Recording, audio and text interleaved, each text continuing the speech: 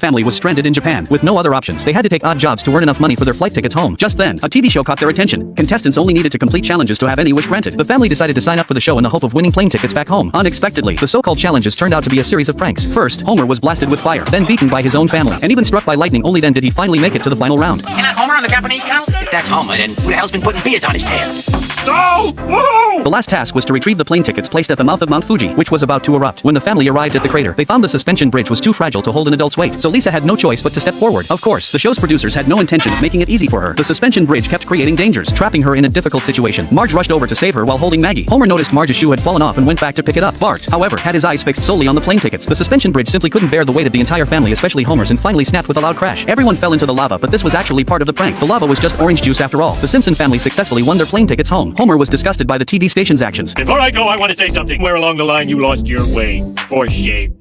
Yet when he saw others being pranked on TV, he couldn't take his eyes off the screen. During their flight home, the plane hit a bit of turbulence, but the captain remained calm because this was also part of a prank. Accidentally got the medicine he needed while eating potato chips. When Lisa was playing her saxophone, the passage got blocked, and when she pulled it out, she discovered it was actually 2 symphony orchestra tickets underground in their backyard. There was even a dinosaur fossil hidden. That day, Homer opened a fortune cookie and found out today was his lucky day. But being a materialist, Homer didn't believe in supernatural things. What incredible good luck! On his way back, he picked up a CD, and when he put it in the player, he discovered it contained all his favorite songs. When he passed by the convenience store, he saw there was a huge lottery jackpot today, so he decided to buy a lottery ticket. But today, the convenience store was unexpectedly crowded. He had also forgotten that today he was supposed to accompany Marge to a wedding. Oh, here comes a train!